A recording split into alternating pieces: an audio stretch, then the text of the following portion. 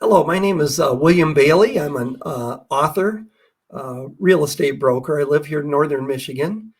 I spent the last 13 years writing a book that I published earlier this year. And it's a virtual reality type novel.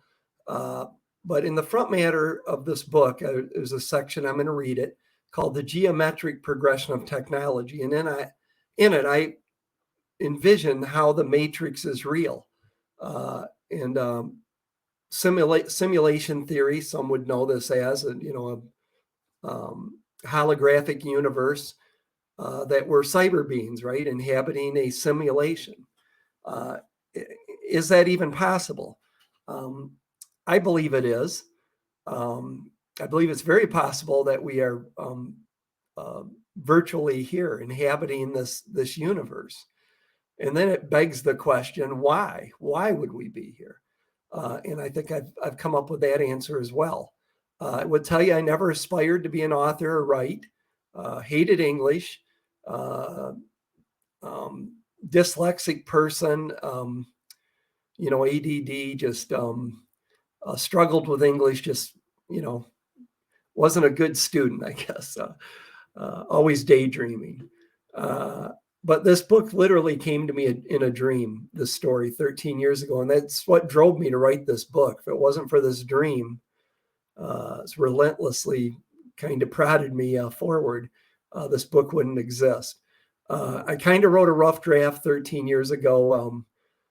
Printed 500 copies. You definitely do not want that copy. If you decide to get it, you want to see if my green screen don't mess this up. But it's The Great Ship of Knowledge, Learning Earth's Deathly History. It's about 500 pages. The website's right there, thegreatshipofknowledge.com. If you remember in The Matrix, we were human batteries, right? Which didn't make a lot of sense to me, because why would the machines that are so advanced not build nuke plants or figure out a way to power themselves without plugging in people? I mean, it just was a goofy scenario in my opinion. Like the story, but that never made sense to me. I think a more plausible scenario would be that we're here to learn history. And so now you get a idea what my book is about. I love history. I read a lot of history. So we're here learning our planetary past on Earth. That's kind of the premise of the book. But you can read about it at thegreatshipofknowledge.com. You can read the reviews.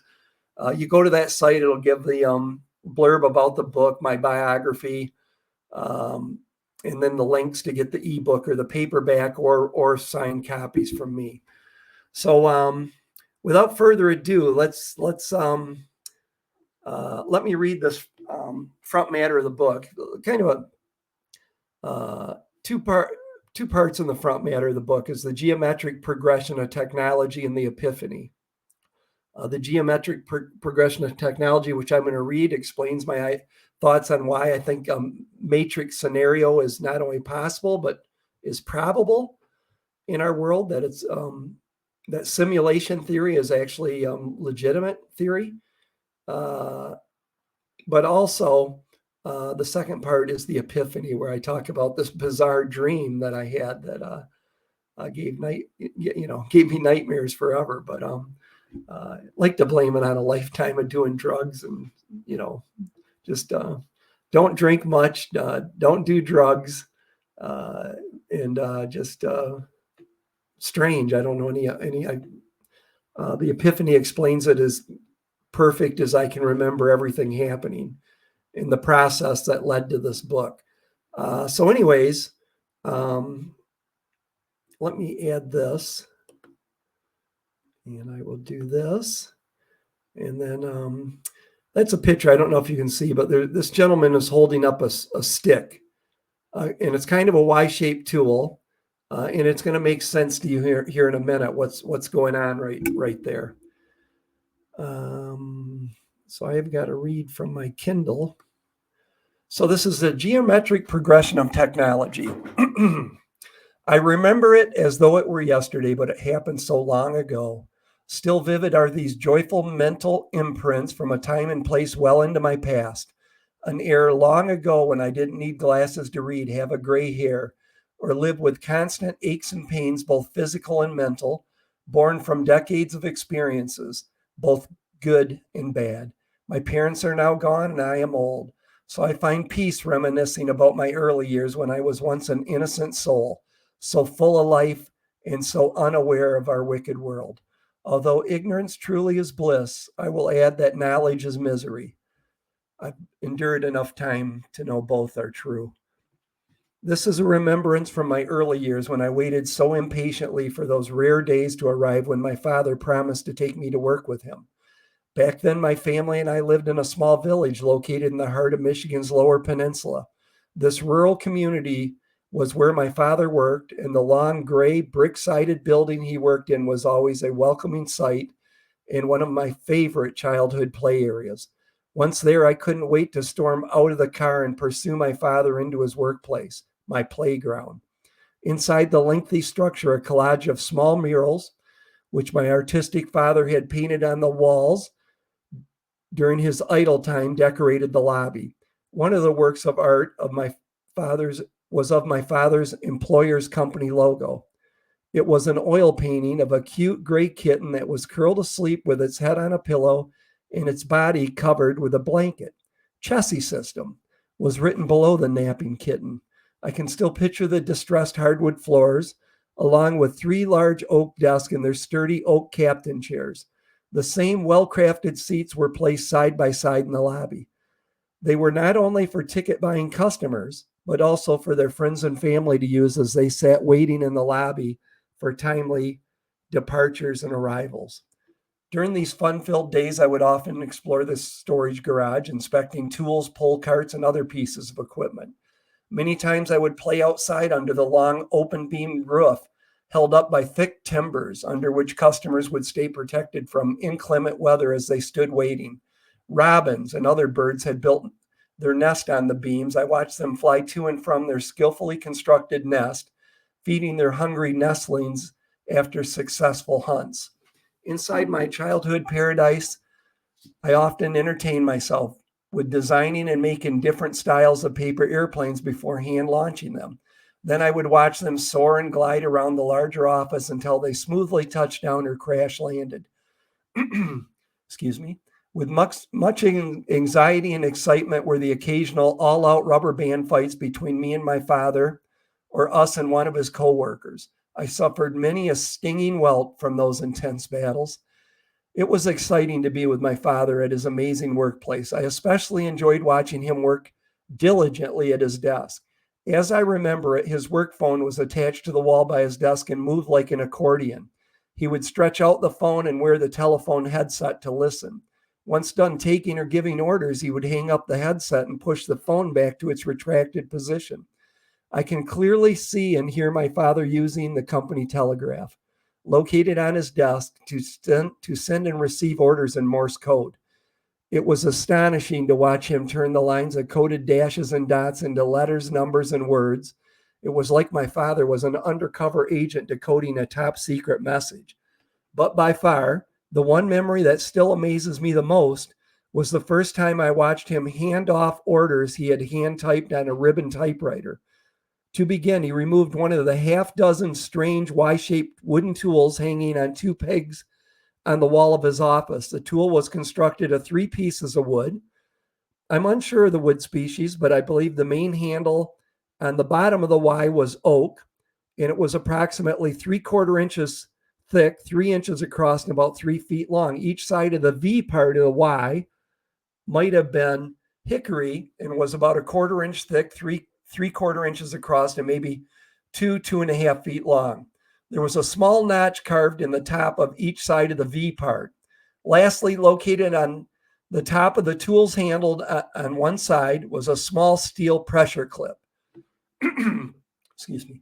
I was wondering what possible use could this Y-shaped piece of stained wood have. Hanging next to where my father had removed the tool was a peg holding several lengths of white twine that were pre-tied into loops. My father also took one of them. He then placed the Y-shaped tool instrument on his desk with the steel clip up. Next, he stretched the twine across the limbs of the Y-shaped tool by placing the string in the carved grooves in the top of each side of the V. After that, he pulled the twine down taut, bowing the limb slightly as he clasped the twine under the steel pressure clip at the top of the handle, holding it firmly in place. Then it started getting really interesting when my father took the orders he had hand typed on letter-sized paper and folded them before placing them into the envelope. He didn't seal the envelope. Instead, he positioned it at the top center of the V part of the Y-shaped tool before closing the flap over the twine, holding the envelope in place with two paper clips. Now I was quite perplexed.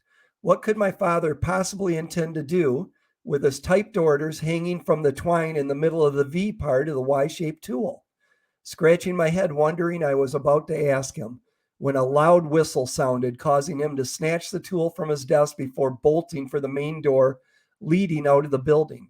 It was late that evening when I chased him outside under the open beamed roof where the waiting area for customers was dimly lit by hanging exterior light fixtures with porcelain shades.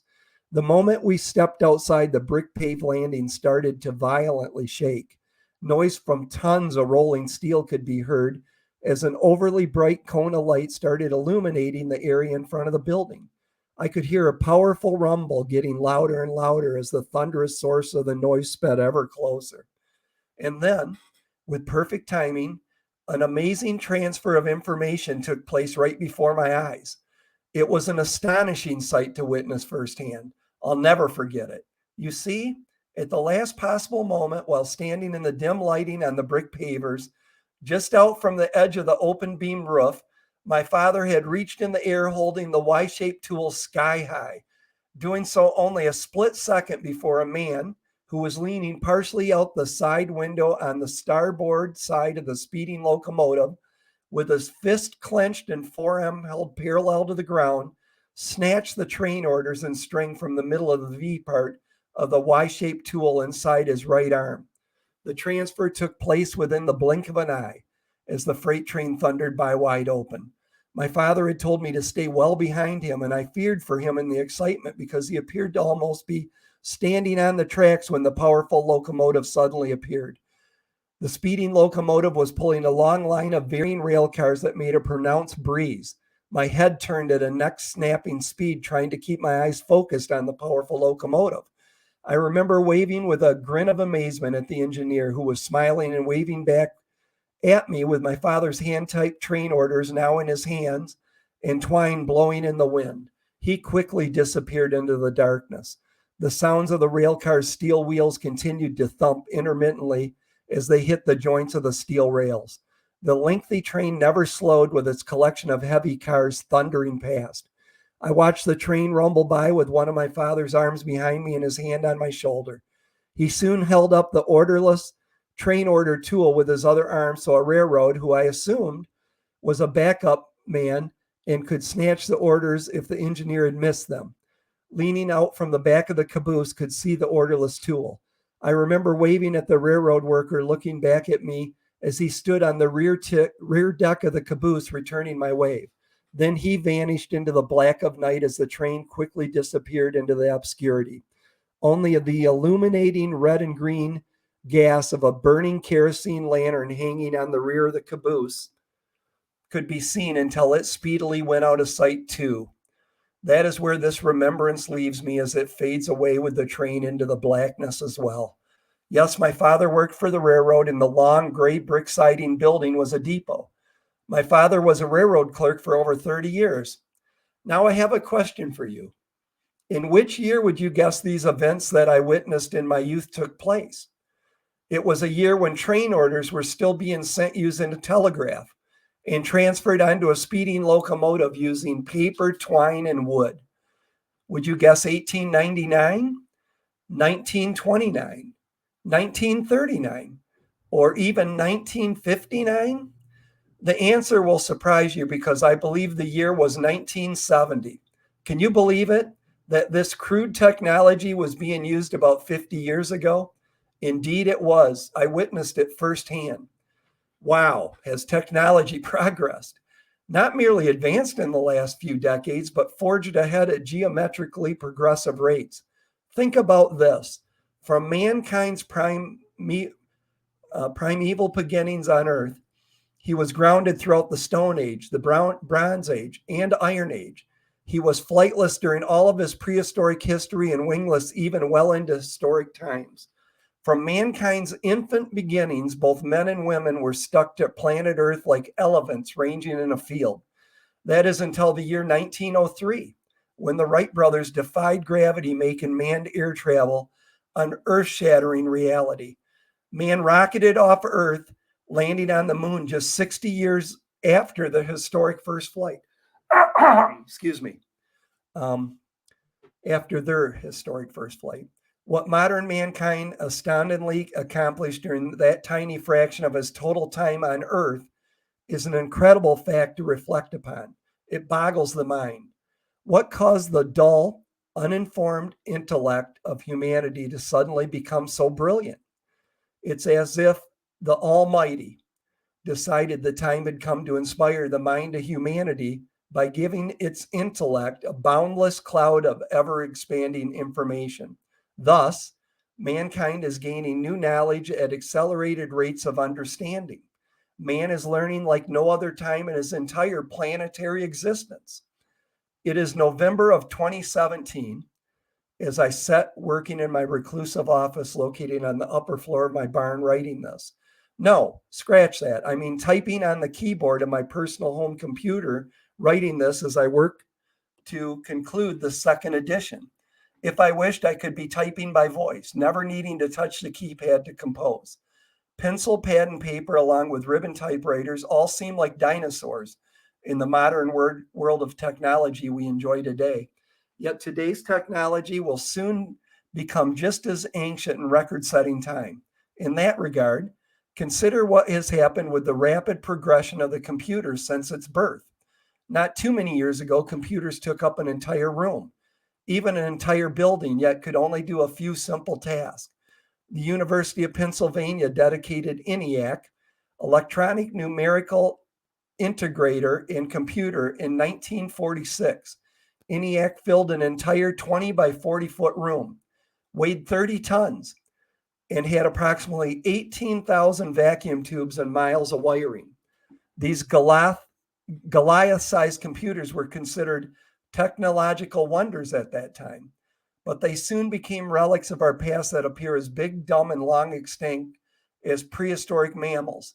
Since their Tyrannosaurus rex beginnings, computers began rapidly evolving as computer scientists pushed cutting-edge technology to nurture their soulless creations. The first microchip was invented in 1958, and since then they began to shrink computers in sizes. They made them smarter, faster, and able to do far more, and so on, until they quickly transformed in a fraction of time their electronic brain children into handheld models more powerful than one could have imagined just 10 years ago. Today, a person can access the entire knowledge of the world, communicate around the globe, and do an almost limitless number of tasks using a smartphone that easily fits in their rear pants pocket. Humanity continues to become ever more dependent on the miniaturized tools. They have become their mental crutches as well as storage devices for their lives. Yet the seemingly all-knowing machines are like mechanical parasites that arrived on Earth prior to attaching themselves to human hosts so they could feed off their brains. The meshing of man and machine has begun. People covet, hold tight, and guard their newfound pocket brains as if they are blood and bone of their own bodies. They protect them like their newborn offspring, rarely letting them out of their sights. Much of the world population has their necks bent most of their waking hours staring at the seductive screens of the intellectual leeches. The shrunken gadgets are like a new, highly addictive, hallucinogenic narcotic that has hit the streets of our world before spreading like wildfire. Just one hit and a person is hooked. Both sexes have an unquenchable yearning to catch another electronic buzz, getting high off the latest electronic gadget or app. Kids grow up in game worlds as adults live and work online. People need their online fix more and more. They can't help themselves. The temptation is too much because the appeal of living out their mind's desires in the cyber world easily overcomes their willpower to deal with the hard-hitting realities of existing in the real world. It is a seductive escapism and simply takes a click or touch for a person to take the drug and transcend worlds. And their tech dope dealers are located globally, both online and off, always eager to supply them with the latest crave machine or newest app for a fee or free.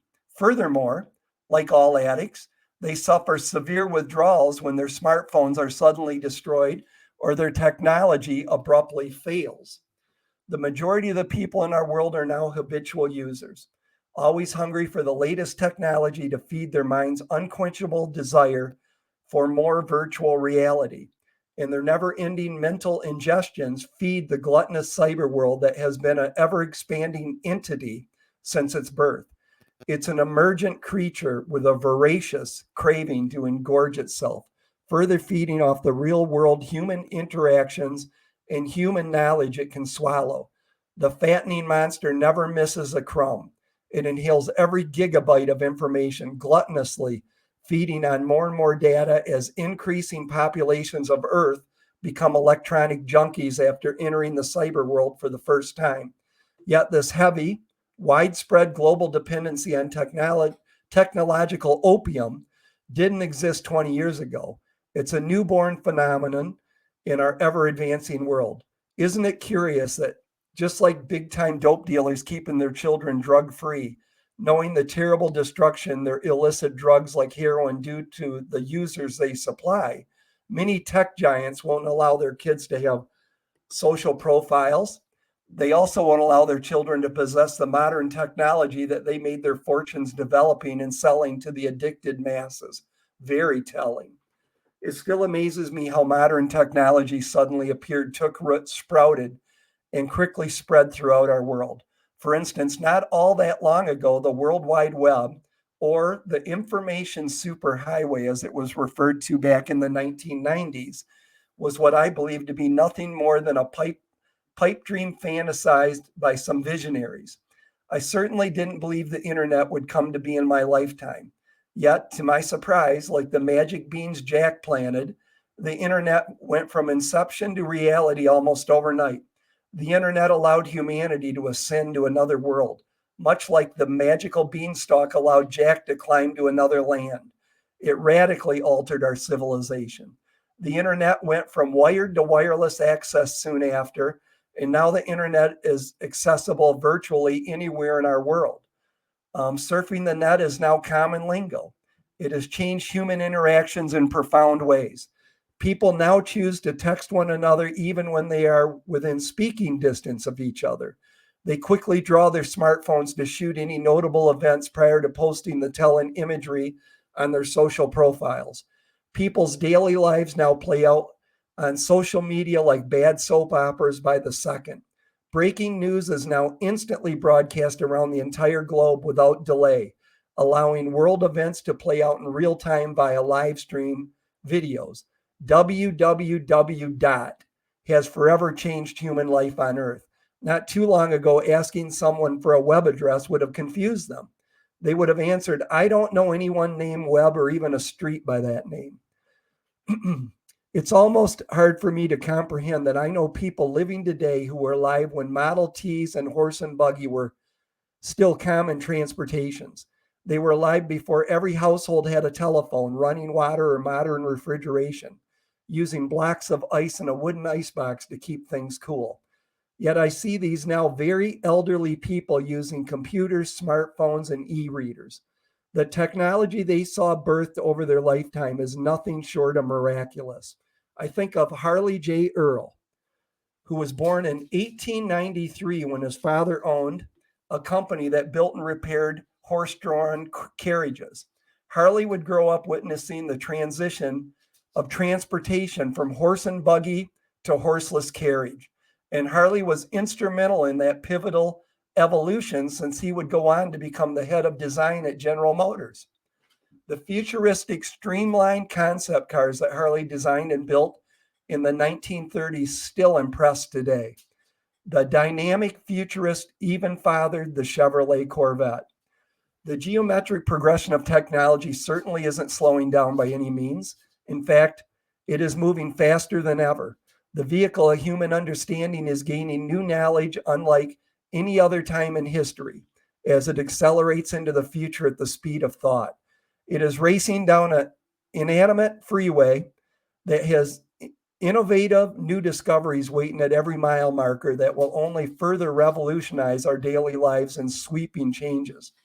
From outside the ever advancing vehicle, the past knowledge of humankind can be clearly seen in the rearview mirror, as can the current knowledge of mankind through the vehicle's side windows. But the future knowledge of humanity is a thick fog that lies ahead, seen out the windshield, with new knowledge hard to make out or understand until it shockingly appears out of the murkiness. So many revolutionary things have recently arrived from the road of knowledge modernizing our world. Currently in our civilization, while inside a moving minivan, one person can surf the web by voice command or email while yet another talks, text, or video converses on his or her smartphone, while still another listens to satellite radio at the same time as yet another cements an important contract using their electronic signature. All of this is happening as they speed down the expressway at 75 miles an hour in a state-of-the-art automobile with heads-up display that is guided by a GPS guidance system. Not to mention the kids are streaming movies or playing video games in the back seat. The speed at which man suddenly gained and built this incredible modern technology was truly remarkable, especially in relationship to his protracted primitive time on Earth. But our modern world is not better in every sense. Every keystroke a person has made or ever will make nowadays is saved to memory on some hidden government agency server. With the stroke of a key, a government agent can peruse a person's entire cyber life. They can look at every cell phone call, email, and text that person has made over the last few years, including every web page they ever visited or posted or posts they have ever made, regardless of their usernames. The NSA, National Security Agency, is mocked, said to be the only government agency that Americans can count on to listen to them. Sadly true. Private companies track people's online activities too, using the covertly acquired information to market them something they have shown an interest in while surfing the internet. Children and adults alike are sexting, and online pornography is accessible to all, regardless of age or location. Sexual predators surf the net hunting for and befriending their next victims. Cybercrime and identity theft are commonplace. Government and corporate computers are hacked daily.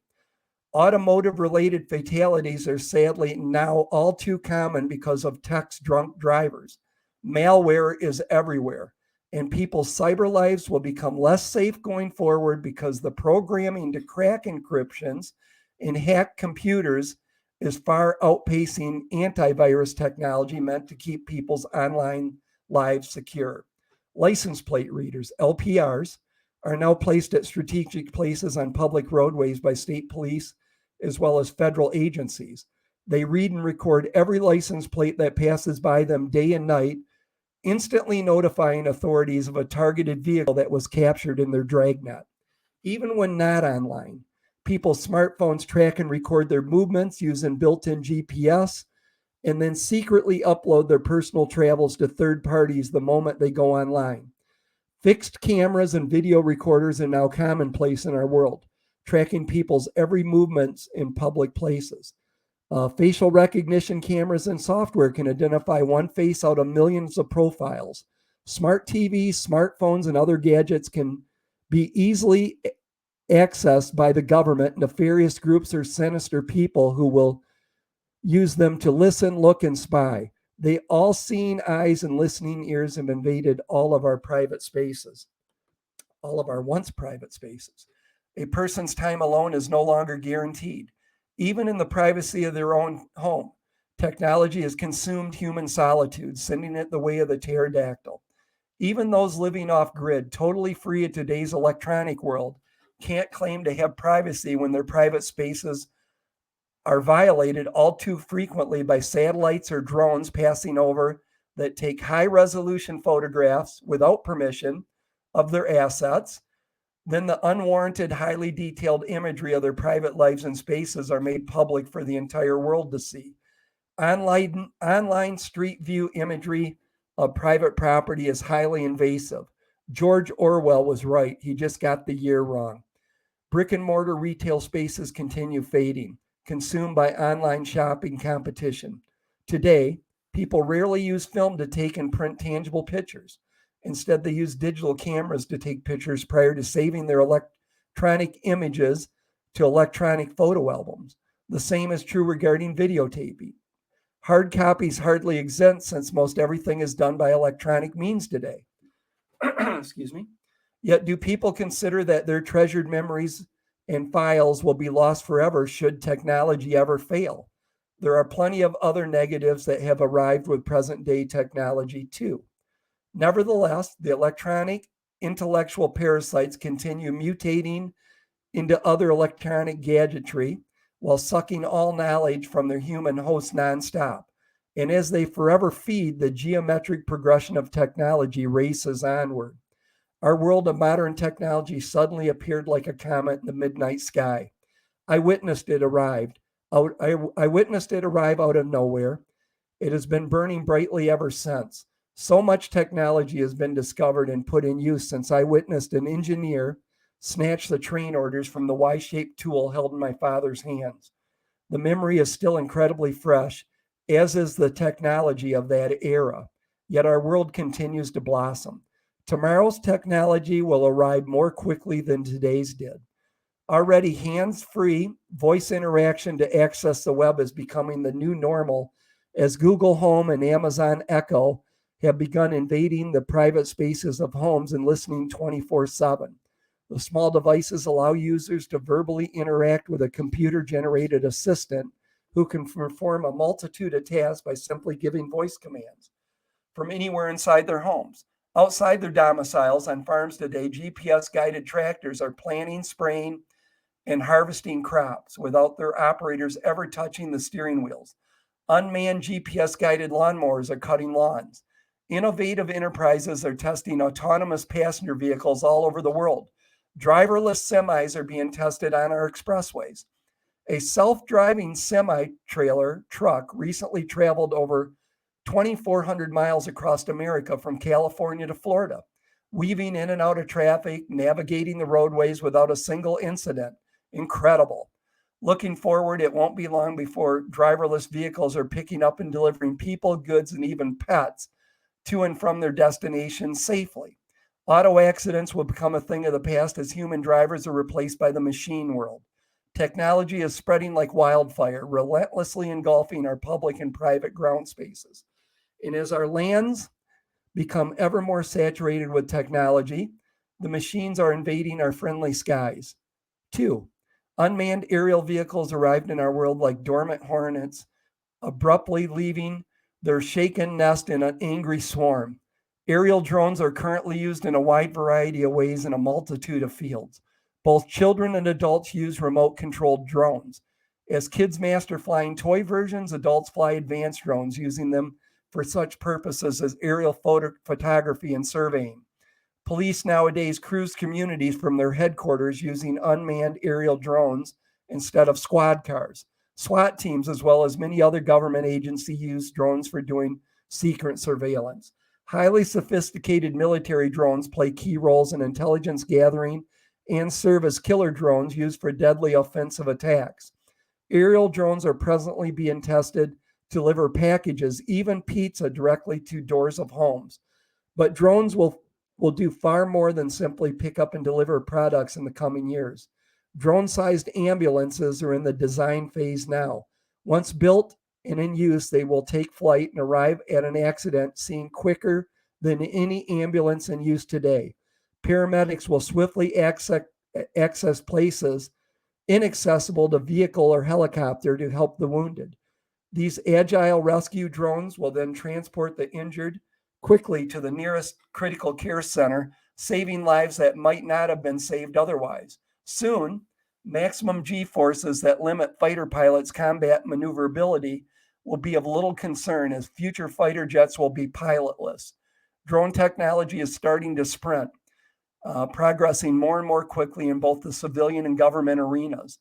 At some point, people will be transported by pilotless drones daily. Transportation drones will litter the skies in the future like cars do now on busy expressways. Roads will become less commonplace when perfected air travel becomes commonplace in the ultramodern world. Even as our world's waters are being infested by the unmanned contraptions. Let me read that again. Even our world's waters are being infested by the unmanned contraptions. Highly developed aquatic drones are used for deep water exploration as well as a multitude of other tasks in our lakes, seas, and oceans.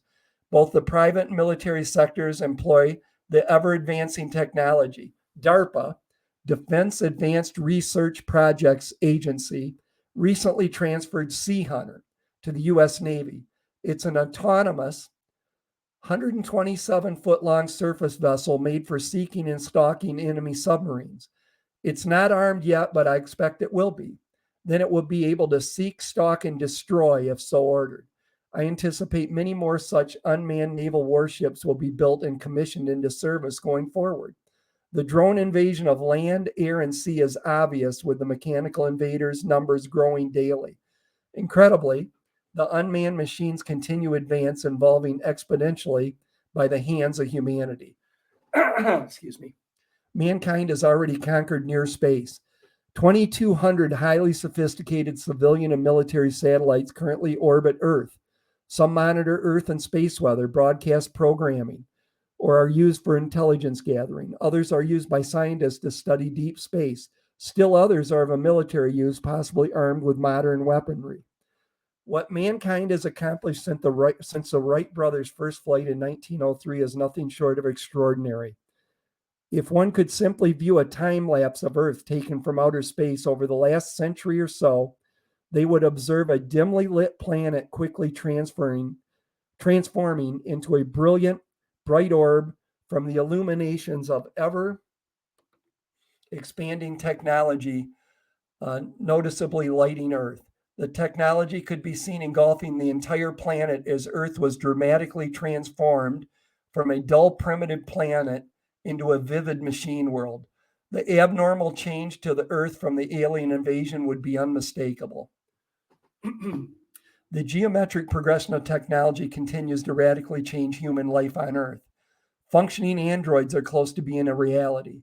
The prototypes are spookily human in both looks and mannerisms, so much so that one might need convincing that they are indeed interacting with a lifeless puppet and not a flesh and blood person. Lifelike robots are already being built and deployed in the sex industry of all places. Humanoid robots will wildly advance just like smartphones have. The day will soon come when a person won't be able to tell a human from a robot. Indeed, humanity will live, sleep with, and most likely even try to wed the human impersonators. It won't be long before these human mimicking machines begin entering the workforce as receptionists, order takers at fast food establishments, and much more. They will perform a plethora of duties currently done by the living. Excuse me, folks. Presently, computer-controlled utilitarian robots are the mechanical workers on modernized factory assembly lines. Clearly, the automated assembly lines of today look vastly different from the heavily manned production lines of just 50 years ago. The work of humanity is now being done ever more by advanced machines that never tire or require insurance, pensions, vacations, or other perks. Man continues building his job-thieving replacements. How will this alone impact mankind going forward in a world of over 7 billion people that need work to survive? I expect beyond peaceful civilian use that legions of fearsome robots will someday compose future armies. Like out of a recent science fiction movie, these menacing mechanical soldiers in the heat of battle will be almost invincible to bullets, bombs, poison gas, or even highly radioactive battlefields. Human existence will become ever more fragile as warfare becomes infinitely deadlier from military technology also marching onward. Looking to the stars, I have no doubt that droids will lead deep space exploration in the not so distant future. Robots don't need to breathe, drink, or eat to survive. They will be able to explore planet surfaces highly hostile to human exploration. They will take the human risk out of space exploration and simplify the design needs of interstellar vehicles. Even more far reaching, scientists are working to download a human mind, a person's being or a copy, into a mainframe. The Frankenstein like mad scientists working on this theory of intellectual transplanting wholeheartedly believe it is possible to download a human mind into an electronic apparatus, allowing a person's soul to pass from human skull to machine head. Ray Kurzweil, director of engineering at Google, believes this incredible transfer of a person's mind to machine will be possible by the year 2045. Imagine space robots that are fashioned like people, yet with the actual living minds of a transcendent humans for their brains. These monstrous droids would have a human being's psyche trapped within them, and they could operate for possibly 1,000 years or more. Are these mankind's future astronauts? Is this how future man will explore the cosmos? Will runaway technology someday consume both the minds and bodies of all humanity? Excuse me. Scientists are currently working to wildly advance nanobot technology as they rowdily push the known boundaries of chemistry as well. They have almost completely decoded the entire human genome, thereby revolutionizing gene therapy. They continue to experiment with genetic modified organisms, trying to boost world food production to feed the growing human race. The brightest of humanity continue breaking through the barriers in all fields of study.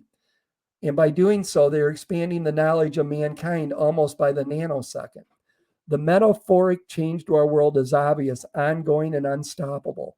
Humanity is like clay spinning on a potter's wheel, where Almighty God is the potter, and we are unsure what miraculous shape He is creating out of His civilization until He has finished shaping the mystical mud with His omnipotent bare hands.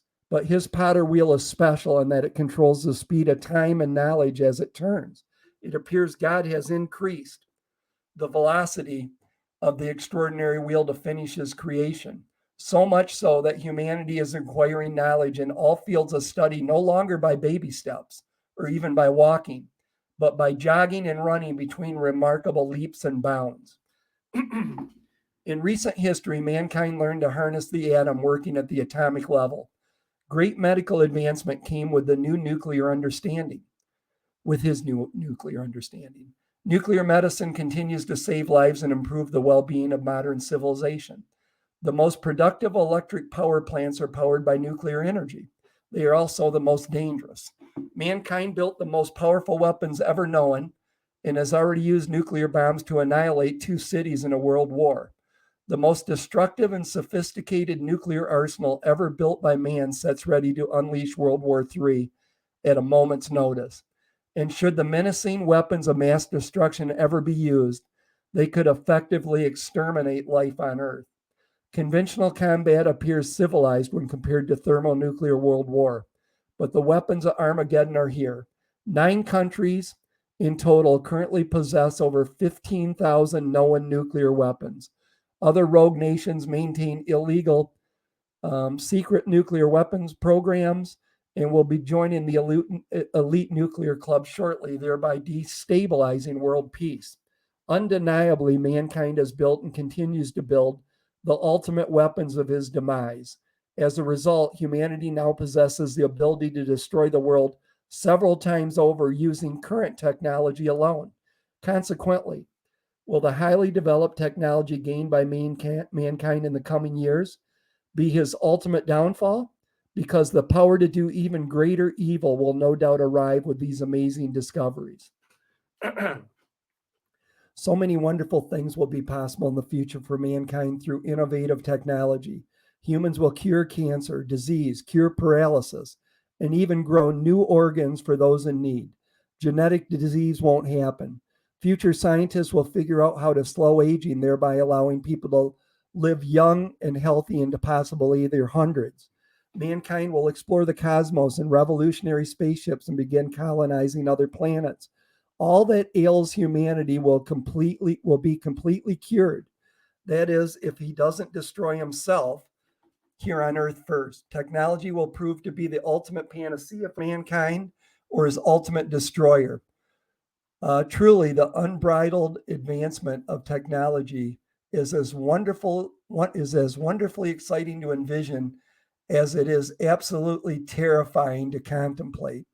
Let's hope when the Almighty Potter finally places humanity for firing into his fearsome kiln, heated by the fires of hell, that his creation doesn't overheat and explode into pieces, ruining his prized work, but instead civilization survives the inferno with its imperfections brought to the surface and burned off during the firing process, thereby receiving a heavenly glaze when humanity is baked by hellfire to God's perfection. Excuse me.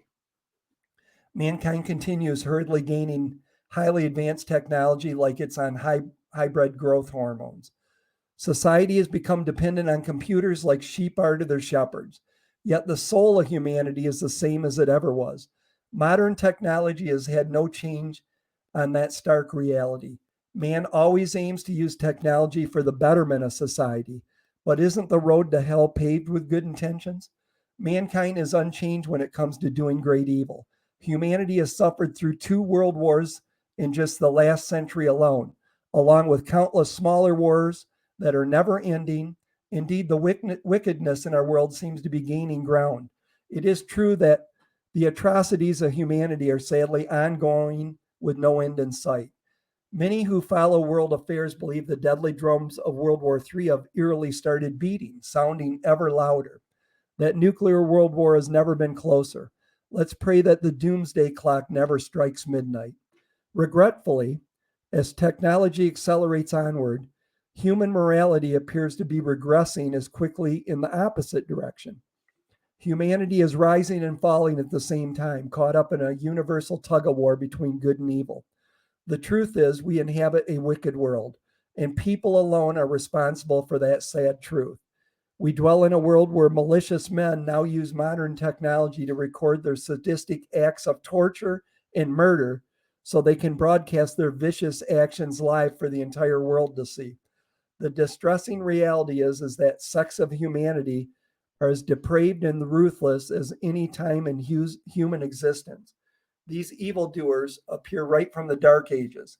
Human life means nothing to these demented savages willing to gruesomely murder anyone who does not submit to their twisted ideologies. Knowing human history, can mankind truly ever be trusted to use the radically advanced technology he has now or will soon possess for only the greater good and never for unparalleled evil? I think we all know the dreadfully obvious answer to that. It is strikingly clear that mankind will only continue to embrace his deep love affair with technology.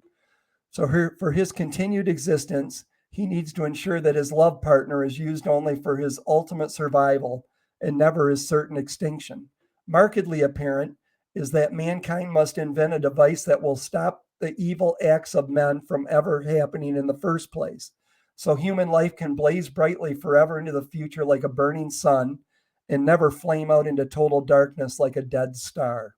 Regardless of how civilization will use technology moving forward, whether for doing good or evil, the high tech world we enjoy today is evolving exponentially, and short of an extinction level event, will not be slowed or stopped. Tomorrow's future will be today's reality like yesterday's news. The ever increasing velocity of human understanding reminds me of when I was at Disney World in 1997. That's when I rode on what I believe was the only ride ever designed by Walt Disney himself. It was a visionary ride called the Carousel of Progress. Actually, you didn't sit on the ride, but you witnessed the ride setting in a round auditorium as the Carousel of Progress spun different eras of American life in front of you. I believe it's still in operation today. The Walt Disney ride shows the sudden progression of technology over the 20th century. If only Walt Disney, one of the greatest of all dreamers, were still alive today to witness for himself just how fast the wheel of humankind's technological progress is spinning in the 21st century. I trust even he would be completely bedazzled. In some ways, modern technology is vastly improving human life, while in other ways, the advanced contraptions are multiplying human ignorance, making humanity totally dependent on the machine world. I wonder what will happen in our world right now. What will people do when the electric grid suffers cataclysmic failure and they can't depend on machines to feed, water, and shelter them? Humans need food, water, and shelter like technology needs electricity to survive. What happens, and it will, when either a man made or natural electromagnetic pulse or a cyber attack by a rogue state or terrorist group fries the grid of a highly populated continent, sending much of our world literally into the dark ages in a nanosecond? The unhardened civilian electric grid is currently our world's modern day Achilles heel. It's been said that 80% or more of humanity would perish within 12 months of having no power. Regardless of that unsettling thought, far reaching technology is coming to our world like an inbound comet. There is no slowing or stopping it. It is an enigma, an unstoppable force that will forever impact our world. Not too far into the distant future from right now, the technological singularity will take place. This will be a monumental event where scientists are finally successful in making a cutting edge supercomputer become self aware. I think the scientific community likes to use the word singularity, when they don't have the slightest understanding of a very complex events. I pray they are extremely cautious in creating the singularity, since it may be an inextricable event where they open Pandora's box. Just imagine a self aware supercomputer as the brain of a human appearing android that is many times stronger and quicker than any human. The robot will not only think and process on its own, but will be millions, if not billions, of times smarter than any computer in existence today. Excuse me. In 1920, Karl Kapek wrote a science fiction play called RUR. It stood for Rossum's Universal Robots. The play is about a factory that began making humanoid robots that were partly flesh and blood and easily mistaken for humans. The robots had artificial intelligence, and humanity used them to do their work. It was a happy coexistence until the robots wiped out the human race. Remember that it was in 2001 A Space Odyssey that the HAL 9000 computer murdered the crew of Discovery 1 when it felt threatened. And in Terminator, Skynet almost exterminated the entire human race after it became self-aware and felt threatened. So just in case, I hope the scientists who end up building the AI, artificial intelligence, design a faultless fail-safe system to kill or switch design a faultless fail-safe system or kill switch into its working so they can turn it off at a moment's notice if need be.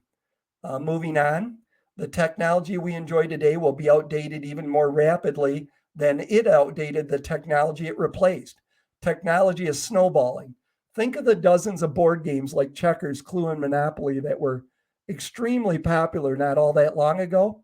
That is until Pong showed up in 1972, followed by Asteroids, Pac-Man, and other electronic games that many of us old-timers remember attracting hordes of players into the lobbies of department stores and arcades.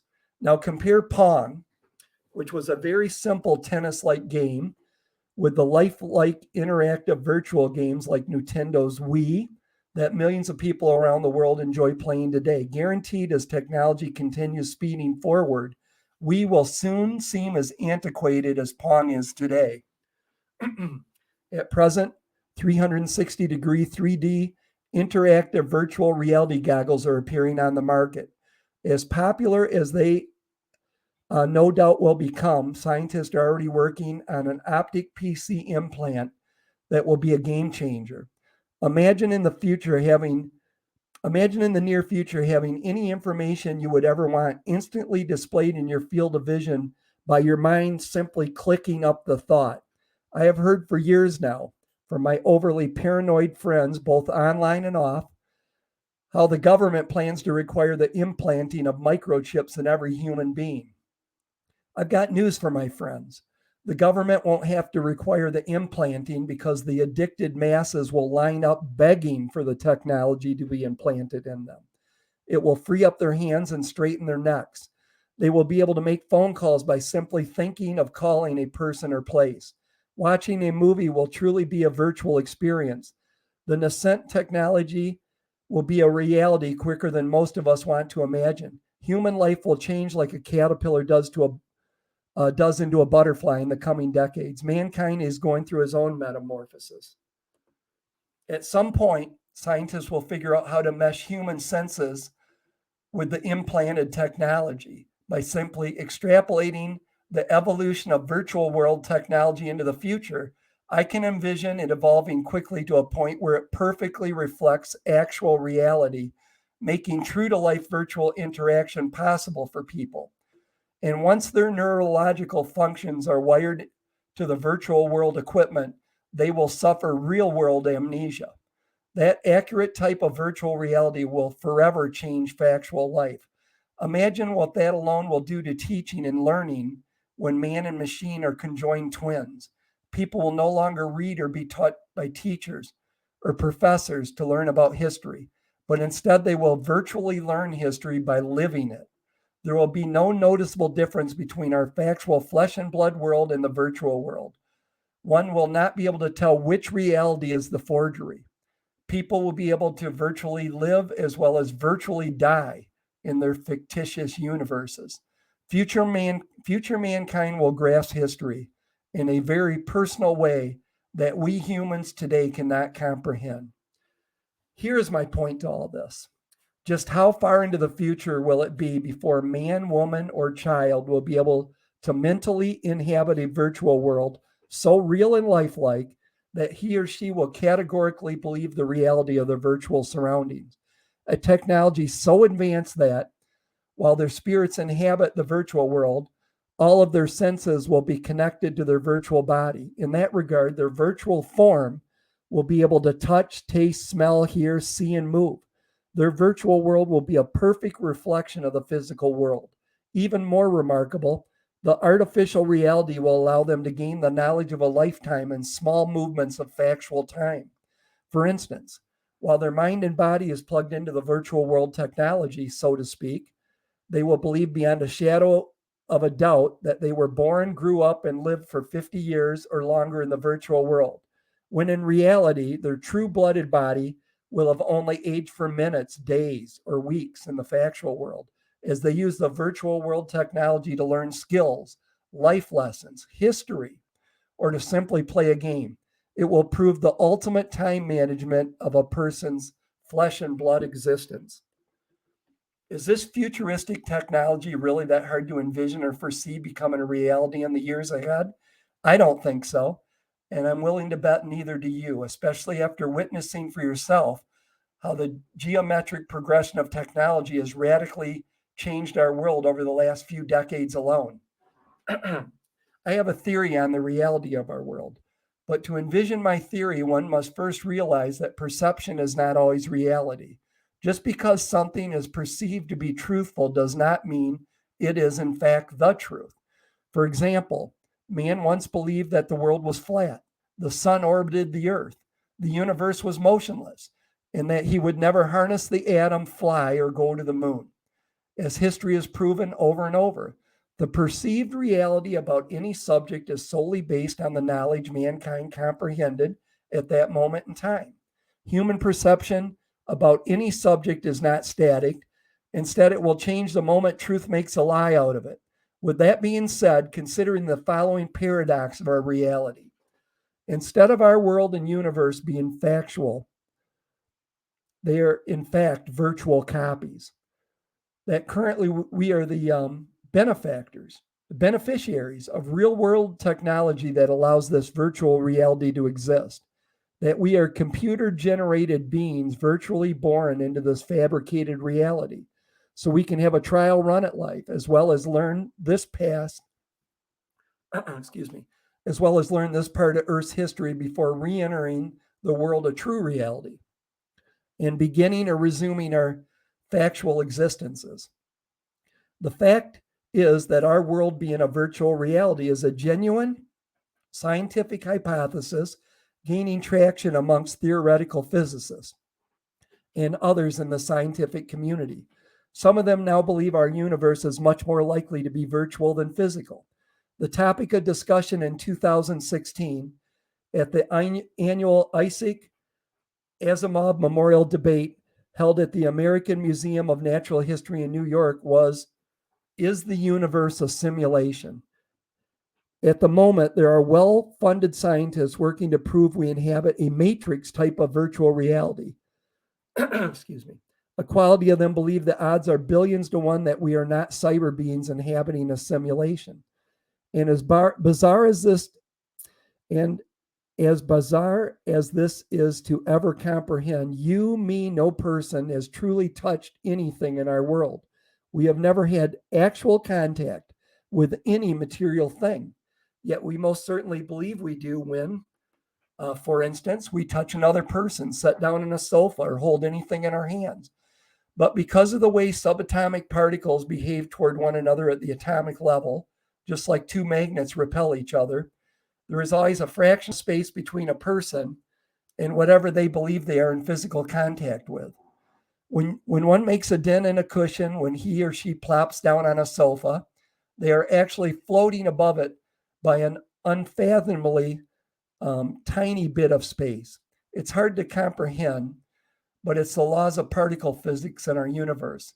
So what gives us a sensation of touch, you might ask? I'm sorry, excuse me.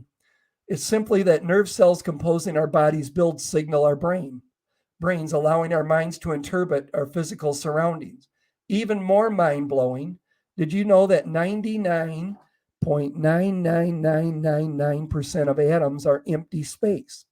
This is true, you know, that 99.99999% of everything in this universe doesn't exist. Think of an airplane prop spinning. You wouldn't dare stick your arm into it since it fills the complete space of its rotation. But when the prop is stationary, you can reach all around it. Atoms are no different. If atoms ever stopped, our entire world would vanish. Viewing our world at the subatomic level unquestionably sheds new light on the reality of our existences. With that in mind, I believe it is theoretically possible for the true paradigm of our world to be a simulation and one where it's a virtual proving ground for souls. A virtual reality where the powers that be uses the choices made by a person during his or her virtual lifetime to judge if that person's neurological functions will be restored to his or her true body. This would cause the chosen ones to wake up in a more utopian-oriented society. Their virtual death here would be in sync with their virginal awakening in the factual world. This theory even explains how life after death would be possible. It offers a moral reason for all of us to be born into a virtual existence to begin with. Society could stop evil from ever entering the world of genuine reality by robbing the evildoers' factual bodies of the opportunity for eternity. Imagine someone never living in or experiencing the real world, excuse me, let alone ever seeing their true forms because they blew it here. These are akin to biblical truths. So this raises the following very perplexing questions. If you believe like me that someday virtual reality will not only exist, but that extremely advanced technology will be able to perfectly reflect factual reality, first, how would someone ever know what reality he or she was living in once their spirit was absorbed into the false reality? And most importantly, how do we know that the future isn't already here and that we aren't, at moment, the beneficiaries of such a profound technology? Don't you find it curious that we are alive surfing a time wave in the present, seeing humanity's past behind us as the future unfolds in front of us? Could our minds currently be living in this world that is in truth a virtual reality, made to mimic what living on Earth was like during this period in Earth's history? And if true, why have our spirits been placed here? Who or what placed our minds here?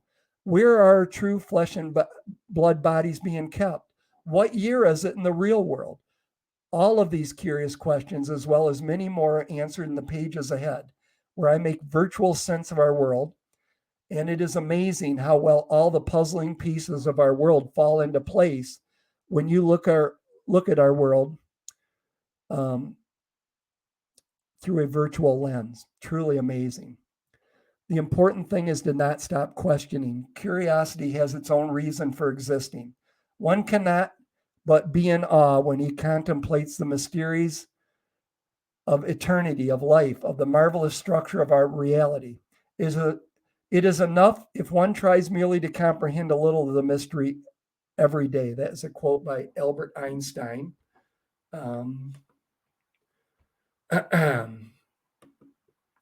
So I hope you enjoyed that. It's as much as I've read out loud probably in my life. So, and my voice is a little hoarse, but hopefully that worked. I'm not going to go back and edit it because I'm not quite sure how that whole process works. I got to figure that out yet. But my book is The Great Ship of Knowledge. Hope you'll check it out. I will show you one other picture here real quick. If I can find it. Let's see here. Where's that one? Sorry, folks, just got to find it here. Let's see if it's this one. It is. I think Albert Einstein, if he ever thought about a virtual reality used for learning, and I made this meme, virtual learning. It's an alternative reality I've never considered. And one other important one I would like to share real quick, if you don't mind. Guess I'm in control anyways, huh? I'll show you an atom.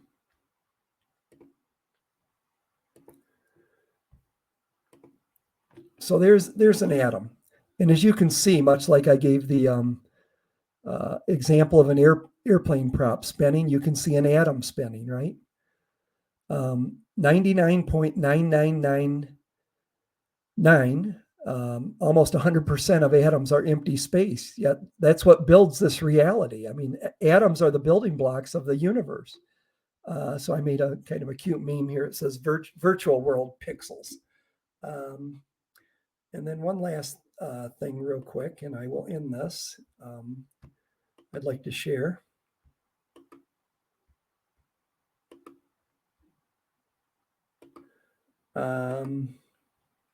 So if you click on my link, if you want to read more and read the story. So now you get the gist of what, it's a science fiction novel, by the way. Kind of a nonfiction and science fiction, because the learning Earth's deathly history part is our time on Earth right now and how I imagine things will play out. But if you go to thegreatshipofknowledge.com, where am I here? And go to About the Story. You can read the blurb.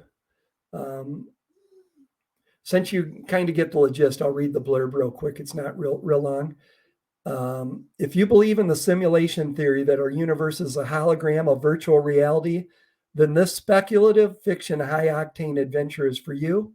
In the future, people no longer read books to learn about the past. Instead, they experience history by virtually living through the historic times like they were actually there when the monumental events played out. But the future is here, and we are learning Earth's deathly history. Our spirits are immersed in a virtual reality built to perfectly simulate life on Earth in the early 21st century. We are here learning the cataclysmic mistakes of humankind that ultimately destroyed Earth. Part 1, The Journey Ends, sets the stage for learning Earth's deathly history. Our incredible reality is explained, including the mighty armada of starships where our factual bodies are kept in individual life cells. In Part 2, Learning Earth's Deathly History, we tragically witness the horrors of World War III including the unholy post-apocalyptic nightmare that follows. The virtual reality history lesson eerily mirrors current events happening in our ideologically divided world. Maybe that is why this scenario, which cascades overnight into a full-on nuclear world war, is so believable. No other story paints such horrific suffering and disturbing post-apocalyptic scenery of the last war of humanity. In part 3, the awakenings begin. Our virtual reality history lesson ends when we dreamers are spiritually awakened only to discover we have never actually lived on Earth, nor are we anywhere near the dead planet. Even more amazing, we discover we were born and living in massive starships parked 1,000 light years from Earth. Once awakened, get ready to take an adrenaline-pumping thrill ride into outer space to tour the fleet of great ships before arriving at Grand Cosmic Station. And then, on the home page, it says click to buy the book. And if you click on that, it will take you to Amazon. You can read the reviews and you can get either the Kindle ebook is $4.99 via Kindle Unlimited. You can download it for free. And the paperback is $19.95. Make sure you get the second edition with the shark-shaped starships on the cover. And the paperback is $19.95. And if you have Prime, I believe it's free shipping. So I hope you will check that out. It took me 13 years, folks, to finish that. Spent the last three winters working with a professional editor to make sure that you, the reader, not only do I deliver a well edited and composed book, but that you the reader, get an enjoyable read. And as you can see, you won't. Well, I guess I can't. There you go. It is a little over 500 pages. I see someone just left a review and said they read it in 3 days. They couldn't put it down and loved it. So check it out. I enjoyed. I hated it at times and enjoyed writing it at times. I mean, it's a love-hate thing. When you've never wrote before, it was brutal at first, but I worked my way through it. It just took a long time. I actually went back to college, community college, and took some English classes. So that's it. I hope you enjoyed this. If you like this, please share it with your Matrix lovers or people that think of idea of simulation theory, and especially your science fiction geeks. I'm a big sci-fi lover. But that's it. Thank you very much for listening.